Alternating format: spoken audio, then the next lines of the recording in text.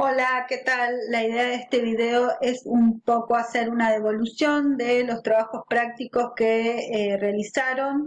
Recuerden que la última consigna del trabajo práctico número 3 era de entrega obligatoria. La idea era que podamos obtener un registro real de estudiantes que están cursando activamente la materia.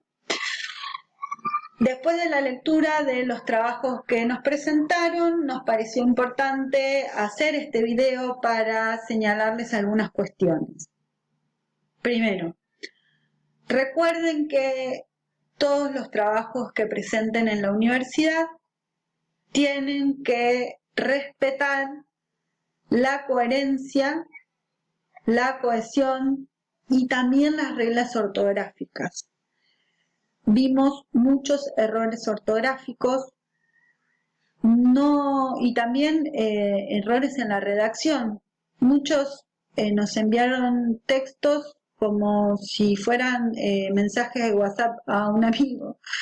Eso no tiene que pasar en la facultad, ¿sí? Si bien esta materia trata de ser lo más desestructurada posible, podemos relacionarnos en esos términos porque los estaríamos perjudicando. El objetivo de la asignatura es que ustedes obtengan las herramientas para hacer más fácil la incorporación de la información de otras asignaturas, pero en esas condiciones se va a hacer un poco difícil, casi imposible. Si no se entiende lo que ustedes escriben, probablemente no puedan aprobar las materias, ¿sí? Los trabajos prácticos y los exámenes. Ya les digo, este trabajo no era con la idea de aprobarlos o desaprobarlos, sino para tener un registro de estudiantes. Pero tampoco podemos dejar pasar estas cuestiones porque los estaríamos perjudicando. ¿Sí? Bien, muchos de los trabajos que nos enviaron nos comentaban que, el primer grupo al que pertenecieron fue la familia, el segundo grupo la escuela, el tercer grupo era el que estaban intentando participar ahora, que era el de la universidad. La idea de que ustedes pudieran comentarnos una experiencia personal era para que de un ejemplo propio pudieran desagregar los elementos que aparecen en el texto, ¿sí? Analizarlos a la luz de los conceptos que nos señalan los autores. Por ejemplo, si yo quiero poner que el primer grupo con el cual me relacioné es la familia, no está mal, pero la forma correcta sería: yo voy a hacerlo desde mi experiencia personal para explicarles a ustedes y mostrarles cómo deberían hacerlo cada vez que se les pide, luego del análisis de un texto, que ustedes, a partir de ese análisis, relaten una experiencia personal. Mi familia, constituida por madre, padre y hermanos, una familia de clase media de la provincia de Buenos Aires. Mi familia fue mi primer agente de socialización, ¿sí? ¿Por qué es un agente de socialización la familia? Según nos relatan los autores, porque es el primer dispositivo, más allá de que la familia de cualquier sujeto es el primer grupo social que le brinda el cuidado, la protección, alimentación, bien. Más allá de eso, es el primer agente de socialización porque imprime en el sujeto el conjunto de normas, creencias, valores que le permiten no solo poder habitar ese grupo familiar, sino relacionarse posteriormente con los diferentes grupos de la sociedad a la que pertenece. Es el primer agente de socialización. Mi familia fue mi primer agente de socialización y me inculcó determinados valores, creencias y costumbres que me proporcionaron ¿qué? ¿Qué es lo que dice los autores, citando a Tagfel? Que nos dan los grupos, todos los grupos. Nos brindan estructuras para observar e interpretar la realidad y modos de accionar sobre la misma. Y en este sentido, vuelvo a mi ejemplo personal. Mi familia, mis padres son peronistas, ¿sí? Entonces, desde pequeña en mi casa se habló de política, siempre. Yo recuerdo en primer grado ir al aula y hablar de política. ¿Qué hacía? Repetía lo que escuchaba en mi casa, porque tenía 6 años. ¿Por qué repetía lo que escuchaba en mi casa? ¿Por qué asumía ese patrimonio cultural? Según el autor, nos explica, en el primer momento de nuestra vida, durante la niñez, el aprendizaje se hace bajo una enorme carga emotiva, ¿sí? No es que yo racionalizaba cada uno de los conceptos que escuchaba, sino que simplemente los reproducía porque lo decía mi papá o mi mamá. Y cuando uno es chico, el padre y la madre juegan un rol de una importancia tal porque opera lo emotivo, porque uno, más allá de que puede suceder de otra manera, pero en general, cuando uno es niño, quiere a sus padres y se identifica con ellos, ¿sí? Y en esto es otra cosa que me parece importante señalar. Los sujetos nos identificamos con el grupo o nos identificamos con las personas que pertenecen al grupo, pero no con los valores y las creencias. La identificación es un vínculo del sujeto con el grupo. Esos valores o esas creencias son estructuras que imprime o que nos enseñan estos agentes de socialización, que en un primer momento lo asumimos de manera adscriptiva en nuestra niñez, por esto que les nombraba. Hay una enorme carga emocional que nos hace que lo asumamos el rol que se nos enseña y no lo pongamos en cuestión, ¿sí?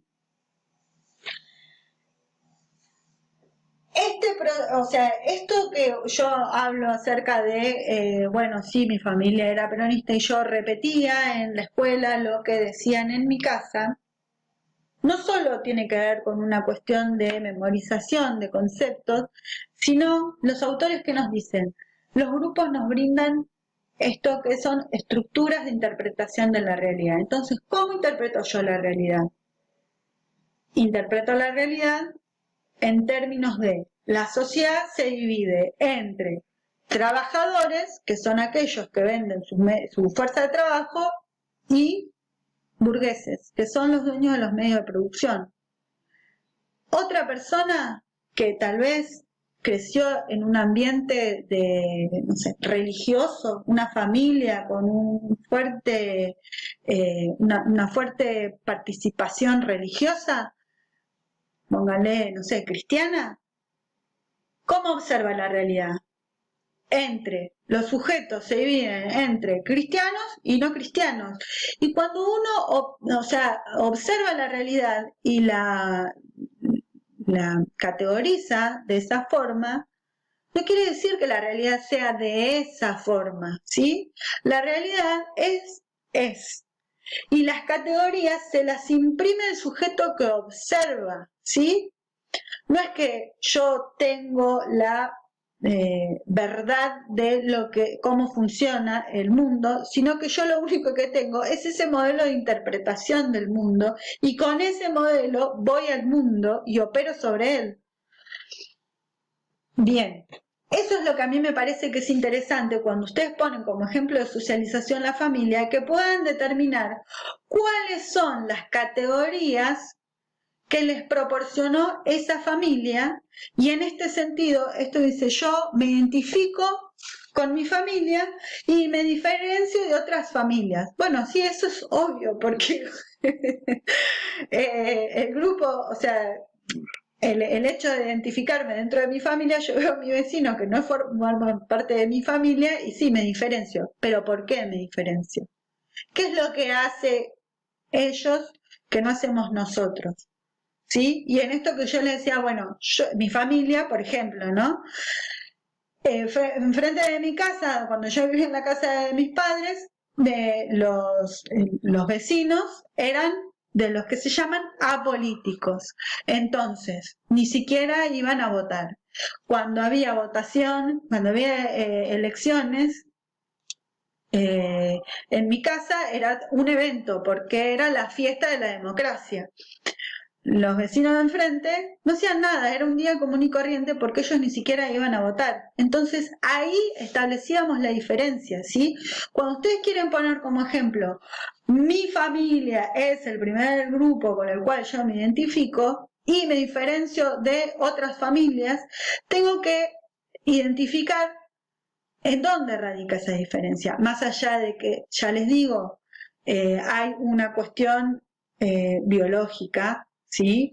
Y estructural, también hay una diferenciación en el sentido de por qué ellos son distintos, qué los hace distintos, ¿sí? ¿Qué es lo que nos comentan los autores?